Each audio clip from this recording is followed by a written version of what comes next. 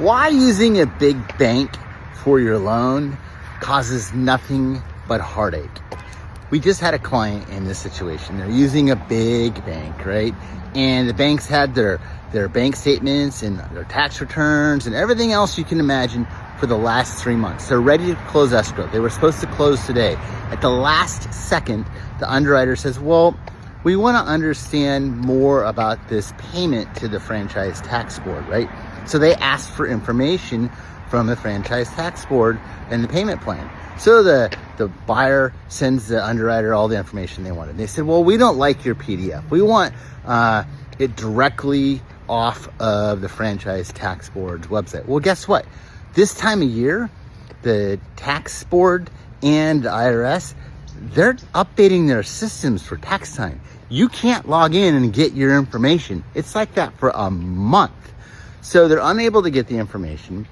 So now the underwriter can't close. Their loan lock is set to expire. And the client's like, I don't understand. You've had my bank statements for 3 months. Why are you just asking me for this information the day before close of escrow? Welcome to dealing with the big banks. They don't care. It's a faceless person in some Ivy League tower, God knows where, that doesn't want to work with you or talk to you.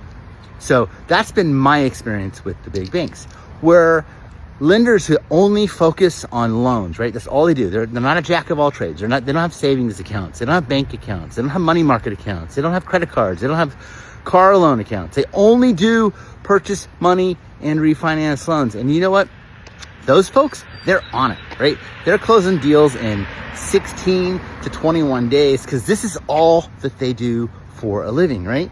So it's super, super, super, super important that you know what you're getting when you try to get a purchase money loan, because otherwise you're going to miss your contractual deadlines and your deal's going to die and you're going to have nothing but heartache. If you've had these issues with a big bank, drop those comments below.